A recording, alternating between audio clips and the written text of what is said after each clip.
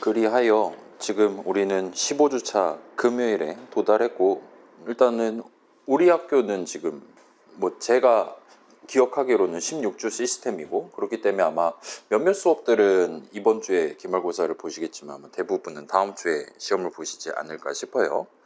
그래서 우리는 다음 주 금요일 오후 4시에 마지막 수업을 일단 가져가려고 하고 있고, 다만 그렇긴 하지만 기말고사 기간인 거 감안해서 일단은 기본적으로는 다음 주 수업은 저는 출석하신 걸로 전체 출석으로 체크를 하려고 하고 있습니다. 그래서 여러분의 선택에 따라서 저는 일단은 학교 올 거니까 이제 그날 밤까지로 마감 잡혀 있으니까 본인이 희망한다면 여기서 조금 더 진행하고 마무리하고 퇴근하실 수 있도록 그렇게 일정을 가져가 볼게요. 우리 지난주랑 지지난주는 이제 초기 버전 구성해 봅시다 해가지고 살짝 진행을 했어요. 물론 뭐 축제기간 특집 같은 것도 있긴 하지만 나름 열심히 인생을 살았던 걸로 기억합니다.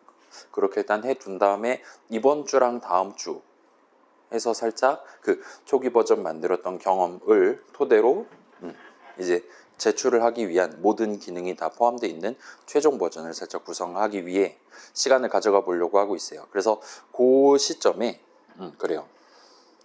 그래서 이런저런 우리 주제 정하게 할 때 한국말로 적어놨던 내용이라든가 아니면 살짝 튀어나왔던 스테이트 다이어그램 같은 그림들이라든가 아니면 화면 전체를 뭐 화면 그 창 크기를 어떻게 할 거냐, 창 위에 내 캐릭터는 몇 곱하기 몇으로 할 거냐 같은 것들을 미리 준비를 해놓고 그런 게 다 준비되어 있는 상황에서 본격적으로 나만의 GUI 프로그램, 나만의 게임 최종 버전을 같이 구성을 해보려고 하고 있어요. 그래서 그 시점에 현재 시점에 살짝 여러분이 고려해 둠직한 내용들을 슬라이드를 몇 장을 들고 와서 같이 한번 구경해 보려고 하고 있습니다. 살짝 스타트 해볼게요.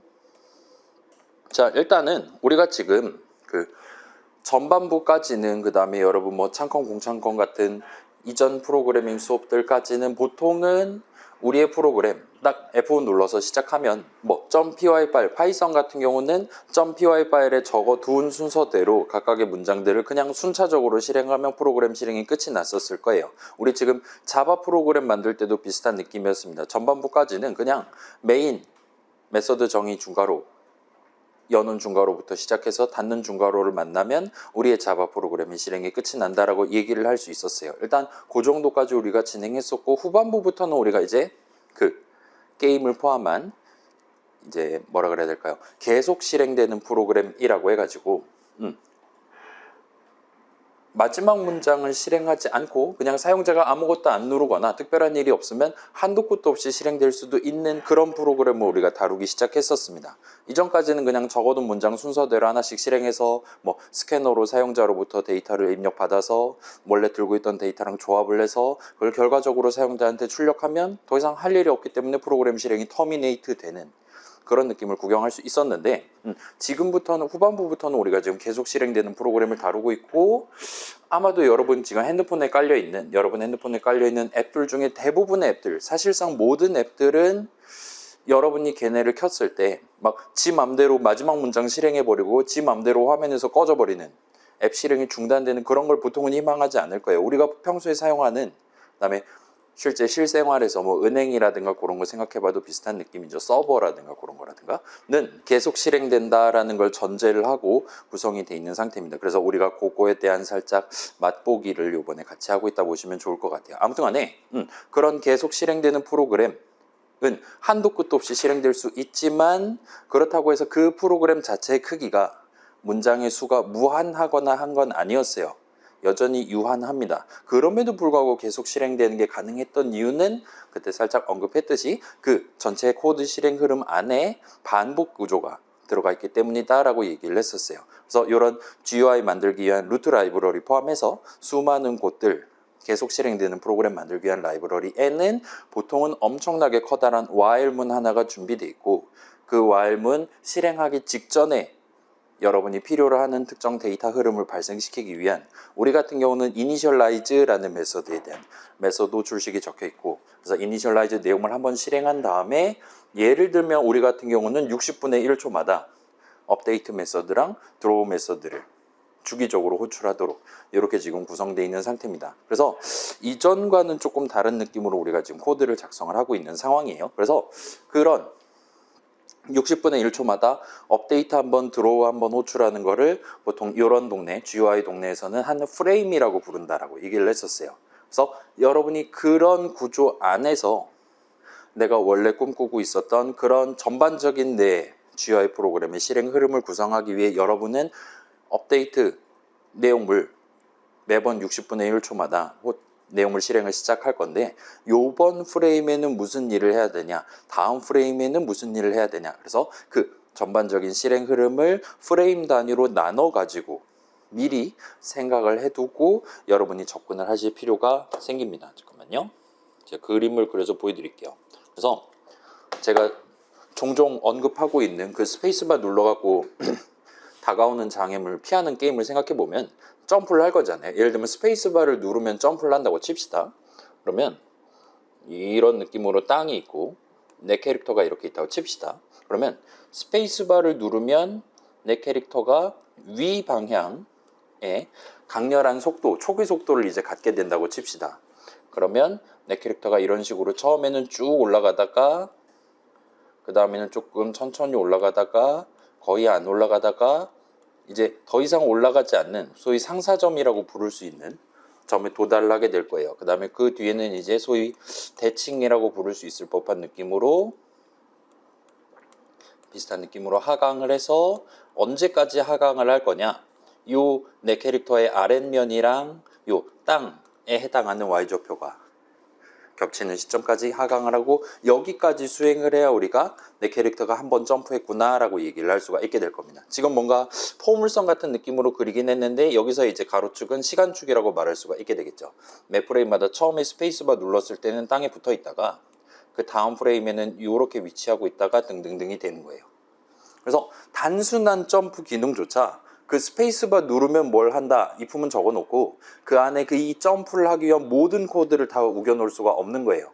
단순한 점프 기능조차 지금 같은 경우는 1, 2, 3, 4, 5, 6, 7, 8 8프레임에 걸쳐서 진행된다라고 말할 수가 있을 겁니다. 0.133초에 걸쳐서요. 그래서 점프를 시작하는 프레임이 있고 이때는 이제 아직까지는 내 캐릭터가 땅에 붙어 있는 거잖아요. 점프 중에 아닐 때 사용자가 스페이스바를 누르면 그때부터 점프를 시작한다와 같이 내용물을 실행을 할 겁니다. 그 이후 시점부터는 이제 이 캐릭터가 본인의 위 방향 속도에 맞춰서 올라가거나 하강하거나 하게 되겠죠. 그래서 상승하는 프레임들이 존재하고 반면 이제 하강하는 프레임들이 존재할 겁니다. 그 다음에 특정 프레임에는 이제 땅에 부딪혔구만 여기까지가 한 번의 점프야 하면서 점프를 끝내는 프레임도 역시나 존재할 수 있을 거예요. 그래서 점프를 끝내면 그 다음부터 또 스페이스바를 누르면 또 점프를 할 수 있도록 그렇게 만드는 게 가능하겠죠. 그래서 매번 업데이트할 때마다 이런 작업들 중에 이번에 해야 되는 적절한 작업 하나를 수행해야 되는 거예요. 예를 들면 지금 상승 중인데 스페이스바 입력을 받아서 사용자가 스페이스바를 눌렀다면 얘의 Y 속도를 엄청 작은이죠. 2D로 치면 아무튼 간에 위 방향으로 엄청 크게 지정한다라는 코드를 실행해 버리면 2단 점프가 돼버리는 거잖아요. 여러분이 그걸 원한다면 그건 또 다른 얘기긴 한데 보통은 그렇지 않을 테니까 그 스페이스바를 눌렀나 안 눌렀나 검사하기 위한 그 이 부분은 아마도 점프 중이 아닐 때만 땅에 붙어 있을 때만 실행되도록 구성을 해야 될 겁니다. 그래서 이번 프레임이 전체 점프 과정에 어떤 경우에 해당하는지 점프 중이 아닌 건지 아니면 상승 중인 건지 하강 중인 건지 등등을 고려할 수 있겠죠. 그 다음에 이번 프레임에 만약에 점프 중이 맞다면 상승을 해야 되는지 하강을 해야 되는지 내지는 이번 프레임에 상승을 시작해야 되냐 또는 상승을 끝내고 하강을 시작해야 되냐 하강을 끝내고 전체 점프 작업을 끝을 내야 되냐 등등을 여러분이 고려하도록 구성을 해야 됩니다. 그 모든 내용을 업데이트 메서드 정의 안에 차근차근 적어 놔야 된다는 거예요. 자, 그래서 코드 흐름 측면에서 이제 분기 흐름을 여러분이 추가로 도입할 수 있을 겁니다. 지금 상승 중이면 Y좌표를 조금 줄인다, 위로 올라가도록 만든다. 하강 중이면 Y좌표를 조금 더 키운다와 같이. 또는 이런 점프 같은 경우는 이제 소위 등가속도 운동이라고 말할 수 있는 거잖아요. 점프 중인 동안에는 매번 중력 가속도가 아래 방향으로 작용하는 겁니다. 동등한 양이. 그럼 이제 Y 속도가 조금씩 줄다가 이제 지구를 향하는 방향으로 점점 증가를 하겠죠. 그게 이제 점프 중일 때는 중력 가속도가 작용하고 땅에 붙어 있을 때는 작용하지 않도록 그렇게 만드는 게 가능할 거예요. 만약에 그렇게 중력 가속도를 구성한다면 그때는 지금 상승 중이냐 하강 중이냐를 굳이 따로 분류를 해서 분기 흐름을 따로 구성해 가면서 코드를 짤 필요는 없게 되겠죠. 그냥 y 속도의 부호가 바뀌면 그때부터 하강하는 겁니다. 와 같이 할 수 있을 겁니다. 자, 지금 제가 이렇게 스페이스바 누르면 점프하는 게임을 자꾸 예시로 드는 이유는 아마도 우리 앉아있는 모든 친구들이 뭐 인터넷 끊겼을 때 그 공룡 게임은 해봤을 거잖아요. 여러분이 머릿속으로 동등한 이미지를 그릴 수 있기 때문에 요걸 예시로 든 거에 불과해요. 여러분이 지금 만들고자 하는 게임은 아마도 요거보다 좀 더 복잡할 수 있습니다. 그런 거는 어떻게 내가 코드를 짜야 되나요? 라고 질문을 할 수가 있을 건데, 자, 내 캐릭터 내지는 뭐 장애물이라든가 내가 받아먹어야 하는 아이템이라든가 등등이 요 단순한 점프보다 훨씬 더 복잡한 작업을 수행해야 된다 라면 이전에 살짝 튀어나왔던 그 스테이트 개념을 각각의 캐릭터에 대해서 별도로 적용해 가면서 다루는 것도 얼마든지 가능합니다. 그래서 자, 요거는 우리 3인용 격투 게임에도 살짝 등장하긴 했어요. 1P가 펀치를 날리고 있냐, 가드를 하고 있냐, 아니면 일반 상태냐. 2P에 대해서도 동등한 느낌으로 하고, 그래서 양쪽이 그렇게 양쪽 중에 한쪽이 결정을 했을 때 그 양쪽의 스테이트 값을 토대로 누가 이기고 누가 졌는지를 판정할 수 있도록 그렇게 만들기도 했습니다. 아무튼 이 스테이트 개념은 당시에 우리가 소개할 때는 내 GUI 프로그램의 전체 코드 실행 흐름을 동그라미랑 화살표에서 여기가 시작 상태고요. 이런 식으로 상태 전환이 발생할 수 있고요. 등등. 그 다음에 여기까지 보여주면 조금 있다가 다시 시작 상태로 돌아갈 수 있어요와 같이 프로그램 실행을 기술하기 위해서 스테이트 개념 내지는 스테이트 다이어그램을 소개를 했었는데, 자, 이 스테이트라는 개념 자체는 조금 가치 중립적인 아무 곳에나 여러분이 원할 때 쓸 수 있는 개념입니다. 그래서 여러 국면에 걸쳐서 여러분이 적용하는 게 가능해요. 내 캐릭터의 상태에 따라서 서로 다른 코드를 실행할 수 있게끔. 자, 이 스테이트 개념을 실질적으로 우리 코드에 적용할 때 결국은 업데이트 내용물을 if문 덩어리로 우리가 구성하는 게 가능했잖아요. 스테이트가 0이면 저거, else 한 다음에 스테이트가 1이면 저거와 같이 여러 코드 덩어리들 중에 이번에 실행해야 되는 거 딱 하나만 골라가지고 실행할 수 있게끔 그렇게 만드는 게 우리 스테이트 개념을 적용하는 의의였습니다. 그렇게 나눠가지고 다룰 수 있게 하는 게. 그거랑 비슷한 느낌으로 내 캐릭터가 지금 점프 중에 아니면 그러면 스페이스바 눌렀나 안 눌렀나 검사를 하는 거예요. 내 캐릭터가 이미 점프 중이면 그 소위 말하는 등가속도 운동을 적용을 하는 거예요. 와 같이. 그래서 여러분이 얼마든지 그걸 전체 프로그램 실행 흐름, 달리 말하면 전체 업데이트 내용물뿐만 아니라 내 캐릭터를 다루기 위한 좁은 영역에 대해서도 내 캐릭터의 스테이트 값에 따라서 서로 다른 코드를 실행할 수 있게끔 분기 흐름을 얼마든지 구성할 수 있습니다. 그 다음에 이 스테이트 개념을 적용할 때 우리가 당시에 int 형식, state라는 이름의 필드 선언을 해두고 거기다 0을 담으면 뭐다, 1을 담으면 뭐다, 우리가 스스로 각각의 숫자에 대한 의미를 주석 같은 걸로 적어놓고 진행을 할 수가 있었잖아요. 그래서 여러분 이미 알고 있는 인덱스 개념이랑 요 스테이트 개념을 같이 묶어가지고 쓰는 것도 얼마든지 가능합니다. 그래서 자, 스테이트 개념을 적용해서 여러 코드들 중에 지금 우리가 사용할 코드를 정하는 게 가능하다 그랬잖아요. 데이터 측면에 대해서도 그게 얼마든지 가능합니다. 스테이트 그 동그라미마다 번호를 굳이 그러지 않아도 상관없긴 하지만 여러분이 0, 1, 2, 3, 4 순서대로 부여를 해둔다면 어딘가에 어레이 리스트 하나 준비해두고 지금 거기에 있는 0번째 거를 꺼내와서 스테이트가 0일 때는 0번째 걸 꺼내온다. 스테이트가 1일 때는 1번째 걸 꺼내온다. 와 같이 간단하게 코드를 작성해서 결과적으로 현재 스테이트에 따라서 여러 데이터들 중에 지금 당장 우리가 사용해야 되는 데이터를 꺼내가지고 쓸 수 있도록 그렇게 구성하는 게 가능해요. 그래서 요거는 아마도 지금보다 훨씬 더 복잡한 게임을 만들 때는 유효할 것 같은데 지금 얘 같은 경우는 이제 여러분 우리 그림을 여러 장 준비할 수 있을 거잖아요. 내 캐릭터를 표현하기 위한 그림.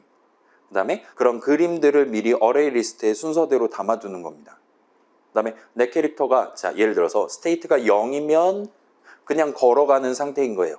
뛰어가는 상태입니다. 스테이트가 1이면 점프 중인 상태인 거예요. 그런 식으로 숫자를 정해놨다 칩시다. 그러면 스테이트가 0이면 0번 그림으로 이 캐릭터를 그린다. 드롭을 오브젝트 쓰면 되겠죠. 그 다음에 스테이트가 1이면 1번 그림으로 그린다. 그렇게 상태 전환 발생할 때마다 새로운 스테이트 값을 가지고 그 그림들이라는 어레이 리스트에서 그림 하나를 들고 와서 이제부터 얘를 이걸로 그리기 시작하겠어. 이미지 필드를 지정하는 식으로 하면 여러분이 얼마든지 좀 더 편하게 상태 전환이 발생할 때마다 내 캐릭터가 점프를 시작할 때마다 원래는 이런 그림을 그리다가 뭐 이런 그림을 그리기 시작한다든가 와 같이 약간의 애니메이션 비슷한 거를 얼마든지 연출을 하실 수가 있을 겁니다. 그 다음에 자 방금 전 얘기했던 건 이제 스테이트 값을 소위 인트 형식 값으로 다루는 셈이 되겠죠. 0 또는 양수에 해당하는 0, 1, 2, 3, 4에 해당하는 그러지 않고 내 캐릭터의 상태가 점프 중이다 아니다 기다 아니다에 해당하는 두 가지로 나뉘고 특히 이제 일반적인 상태랑 예를 들면 자 예시를 하나 보여드릴게요. 그래서 내 캐릭터가 지금 점프를 했어요. 그 다음에 장애물이 한 여기쯤에 지금 와 있습니다. 근데 내 캐릭터는 지금 이걸 열심히 하강하고 있어요.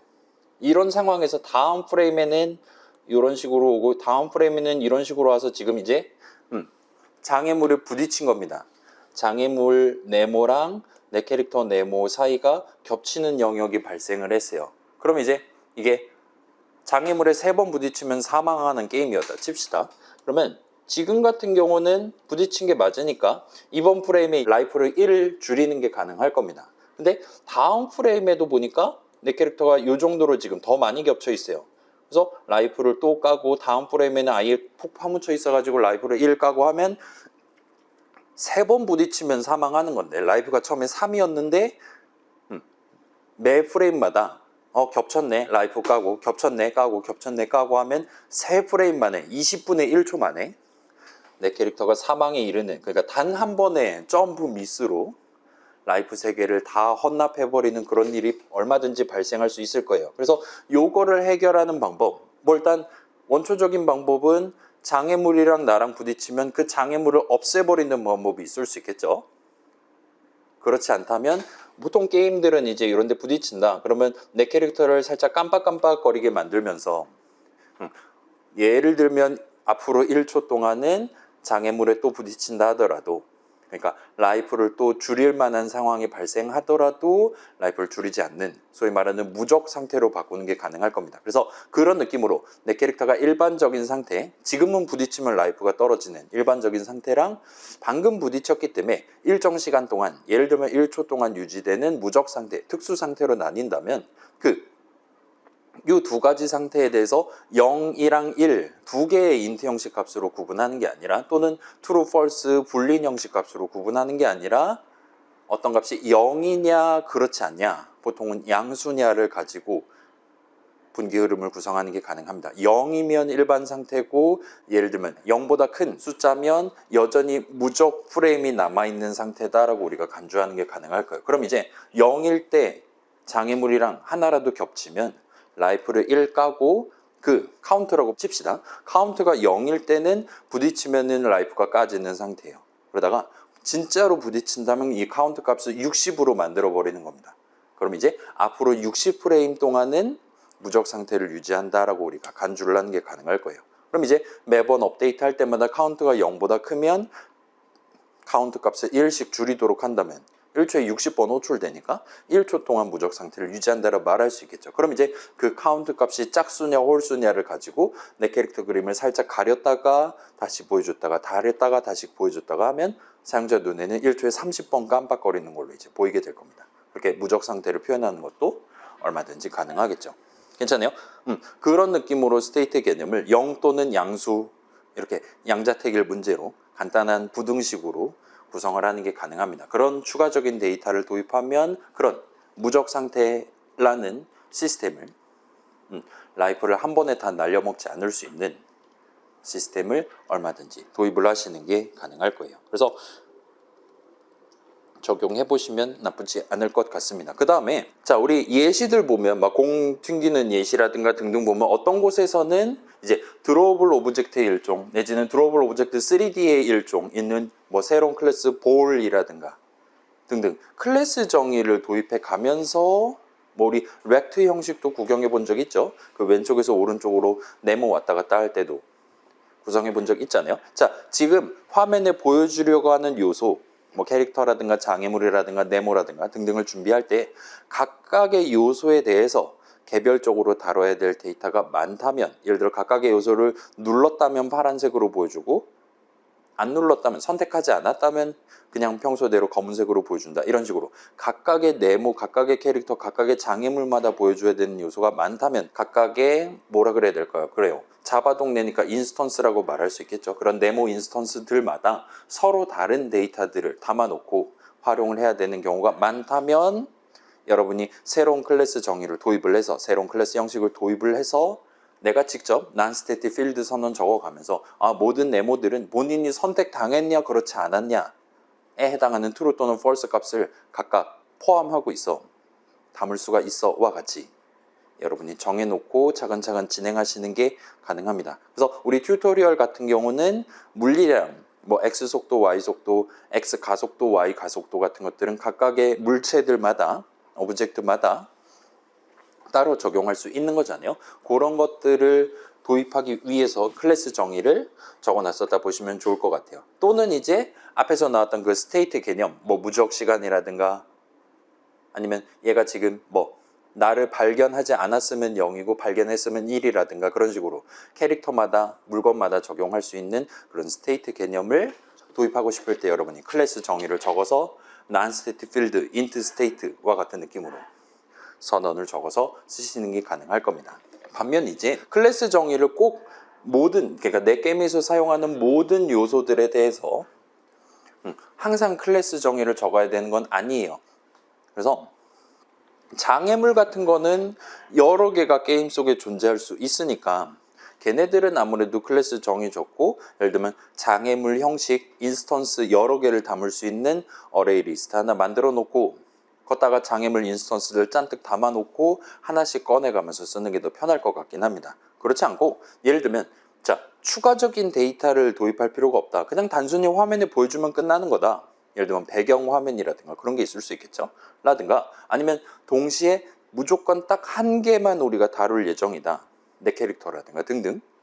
그런 상황인 경우에는 별도의 클래스 정의를 굳이 적지 않으셔도 무리 없이 진행을 하실 수 있을 겁니다. 그때는 아무튼 화면에 보여줘야 된다 하면 그냥 드로우블 오브젝트 형식 non-static field 선언, 그 우리 게임 프레임이든 샘플 프레임이든 그렇게 점 자바 파일 만들고 있잖아요. 거기다가 그냥 non-static field 선언 적고 이니셜라이즈해서 뉴 수식 해가지고 처음에 딱 하나 인스턴스 담아놓고 그냥 나중에 XY 좌표 바꾸고 크기 바꾸고 이미지 바꿔가면서 그냥 진행하셔도 무방할 거예요. 아무튼 간에 요때 이제 각각의 필드 자리에 그 각각의 필드에 대한 필드 선언을 어떻게 적을 거냐도 여러분 자유예요. 예를 들면 X 속도, Y 속도 인트 형식으로 해도 되고 더블 형식으로 해도 됩니다.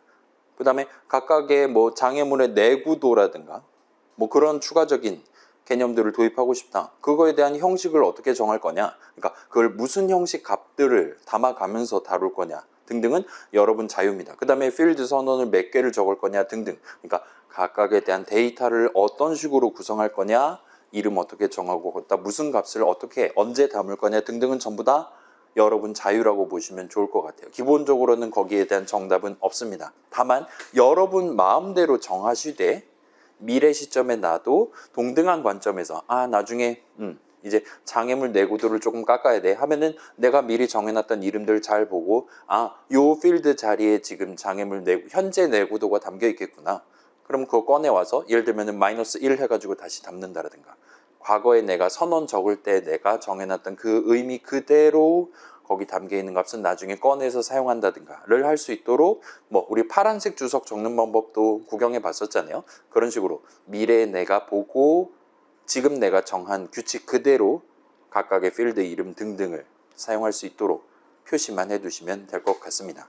자, 그래서 여러분이 이제 최종 버전 만들다 보면 이것도 필요하고 저것도 필요하고 아이고 뭐 이를 신경 쓸 게 많아 라고 생각을 하실 수가 있을 것 같아요. 그렇긴 한데, 자, 우리 지금 예시 프로그램 해가지고 뭐 튜토리얼에서도 살짝 하나 튀어나왔었고, 그 다음에 샘플을 해가지고 7주차인가 나왔었고, 최근에도 이제 3개짜리 예시 보여드린 적 있잖아요. 그 예시에 튀어나왔던 코드들은 아마도 여러분 지금 느끼기에도 뭐 이리 코드를 복잡하게 짜놨어? 라고 여러분 생각할 수도 있을 것 같아요.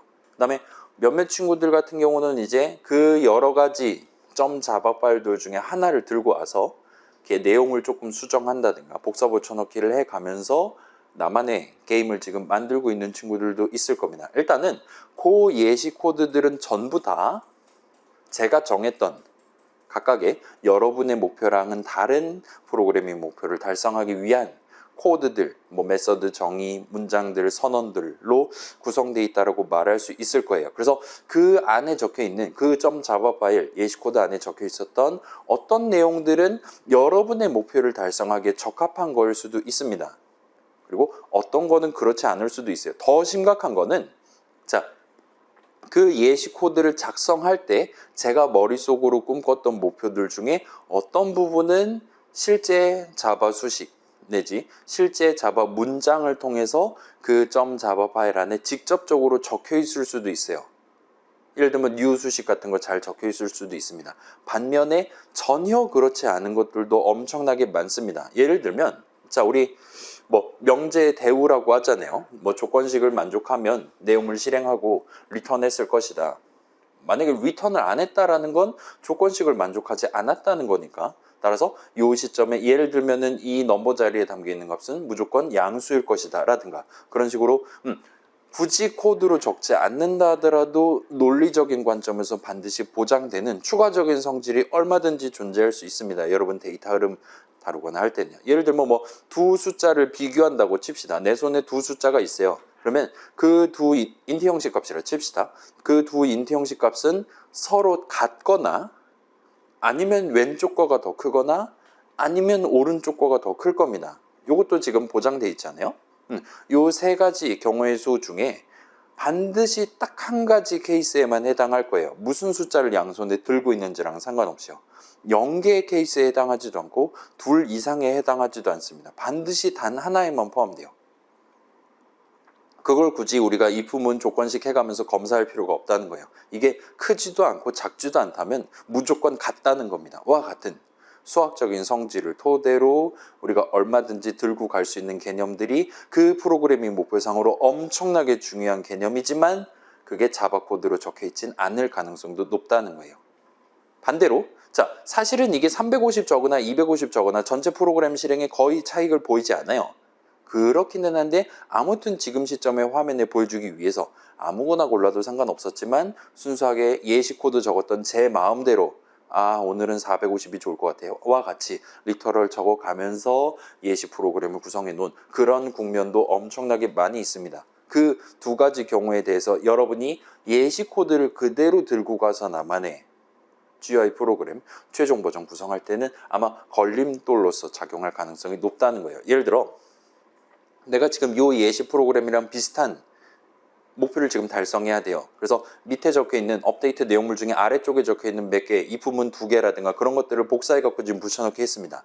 그렇게 해서 컨트롤 F10을 누른다고 해서 걔가 예시 코드에 적혀 있었던 상황 그대로 내 GUI 프로그램에서 동일하게 실행된다는 보장은 보통은 할 수가 없다는 거예요. 왜냐? 그 위에 다른 코드가 적혀 있으니까. 이니셜라이즈에 완전히 다른 코드가 적혀 있다면 여기 있는 if문 저기랑 여기랑 담겨있는 데이터가 다르기 때문에 얼마든지 요상하게 이전과는 다르게 여러분의 예상과는 다르게 실행될 가능성도 높다라고 봐주시면 좋을 것 같습니다. 그래서 예시 코드들 같은 경우는 걔네는 진짜로 게임을 만들려고 하는 게 아니라 예를 들면 드로우블 오브젝트, 뭐 뷰포트 쓰는 방법과 같이 루트 라이브러리에 들어있는 특정 기능들 뭐 이런 식으로 하면 음원 재생할 수 있어요. 와 같이 교육적인 측면에서 뭔가 정보 전달을 하기 위해서 그런 프로그래밍 목표를 가지고 가까이 코드를 만들어 놨다 보시면 좋을 것 같아요. 여러분 지금 교육용 게임 만들고 있는 거 아니잖아요. 저 예시 코드의 목표랑 여러분의 목표는 그 기본적인 방향성부터 차이가 있기 때문에 예시 코드를 그러니까 예를 들어서 뭐 랜덤 같은 걸 쓰기 위한 랜덤 형식 같은 걸 쓰기 위한 그런 메서드 호출식 정도 그러니까 수식 단위로 간단하게 구경하고 그대로 복사 붙여넣기 해서 그러면 이제 인풋 문도 자동으로 적어줄 겁니다. 자바 코드를 복붙할 땐 그렇게 해줄 거예요. 그런 식으로 수식 정도로 내가 지금 원하는 값이 나오는 수식 이렇게 적으면 되는구만. 그대로 복붙한 다음에 괄호 안 내용물만 나는 지금 예를 들면 뭐 0 이상 300 미만의 숫자가 필요해 와 같은 상황에서 그렇게 수식 단위로 복사 붙여넣기 해서 그거를 는 수식의 우항 자리에 적는다든가 와 같이 진행하는 건 걔는 아마 큰 무리 없이 여러분 쓰실 수 있을 겁니다. 그렇게 메소드 줄식 같은 거 적는 방법 소개하는 게 제 목표기도 했으니까요. 근데 그 이상의 스케일로 예를 들면 문장 뭐 수식 문이라든가 아니면 그거보다 더 큰 덩어리인 if문이라든가 아니면 메소드 정의라든가를 통째로 복붙하시면 걔는 이제 슬슬 여러분의 예상과는 다르게 실행될 가능성이 점점 증가하게 될 거예요. 그래서 요건 꼭 여러분이 좀 주의를 해주시면 좋을 것 같습니다. 자, 여러분도 마찬가지예요. 내 GUI 프로그램에서 다루기 위한 모든 데이터 흐름 내지는 모든 그 논리적인 사실들 같은 것들을 전부 다 내가 자바 문장 수식으로 적을 필요는 없을 수도 있습니다. 그래서 항상 적을 때 이 시점에 넘버 자리에 뭐가 담겨 있으니까 그러면 여기서는 추가로 무슨 작업을 해야겠구나 와 같은 것들을 생각해 가면서 진행해 주시면 좋을 것 같아요. 그래서 슬슬 이제 마지막 슬라이드입니다. 자, 여러 가지 얘기를 했는데 그래서 총체적으로 요약을 한다면 아마도 여러분 막 잘 안 되고 막 그럴 거예요. 코드 작성하는데 뭔가 어려움을 겪고 있다. 예를 들어서 지금 내가 딱 원하는 타이밍에만 이 그림을 화면에 보여주고 싶어요. 근데 그 원하는 타이밍에만 이제 실행되도록 만들려면 결국 우리는 if문을 적어야 된단 말이에요. 분기 흐름을 구성해야 됩니다. 근데 그 분기 흐름, if문까지는 적었어요. 근데 첫 줄에 조건식을 어떻게 적어야 되냐, 괄호 안에가 전혀 감이 안 오는 상황이 얼마든지 발생할 수 있습니다. 내가 원할 때만 계산하면 true가 튀어나오는 수식을 적어야 된단 말이에요.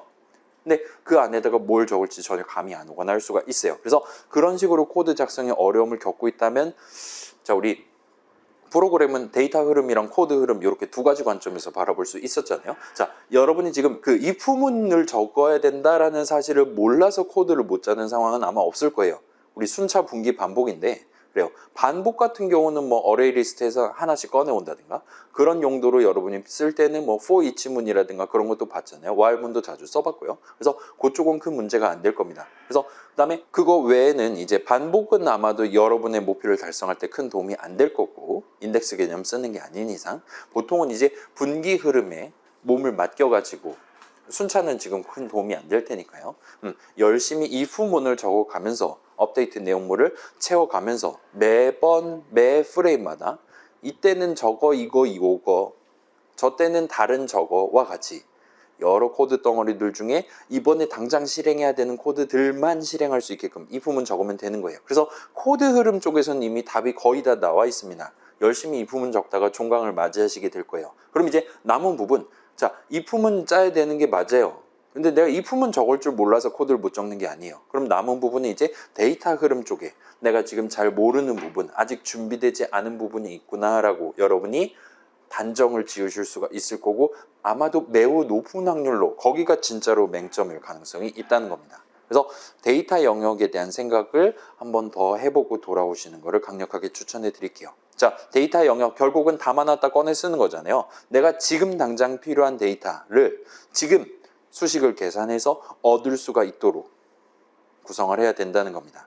예를 들어서 자, 우리 뭐 네모 각각 벡트 한 다음에 점 찍고 is selected라든가 아니면 뭐 드롭을 오브젝트 같은 거 쓰면 이제 점하고 포지션 x, 포지션 y, 뭐 점 이미지 같은 것들 non static field 자리에 담기는 값들 있잖아요. 그런 것들은 여러분이 인스턴스를 손에 들고 있다면 언제든지 주머니 열어가지고 필드 이름 적어가지고 그때그때 꺼내서 쓸 수 있는 데이터에 속한다고 볼 수 있어요.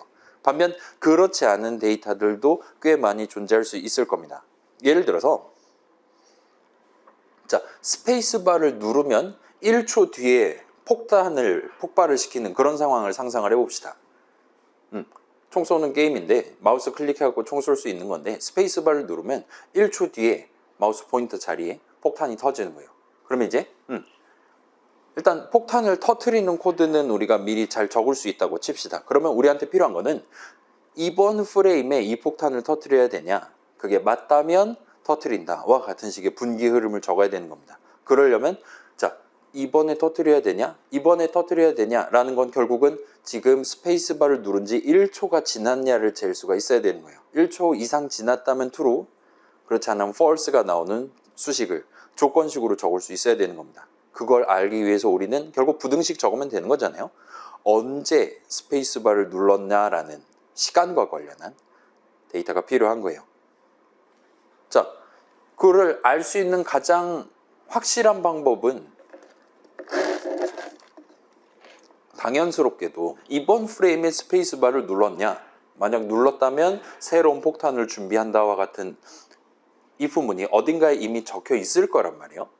사용자가 스페이스바를 눌렀냐, 0번 버튼 눌렀냐 같은 거 얼마든지 if문 적을 수 있잖아요. 그래서 스페이스바를 이번에 눌렀다면 1초 있다 터뜨릴 거예요. 그러면 그 if문 내용을 안에다가 현재 시간, 타임스탬프 값을 기록하도록 만들어 두는 겁니다. 지금 시점에 이번 프레임에는 스페이스바를 언제 눌렀냐? 그러니까 지금이에요. 타임스탬프 값을 별도의 필드 선언 하나 해두고 뭐 스타트 타임 이런 식으로 할 수 있겠죠. 거기다가 미리 백업을 해두는 겁니다.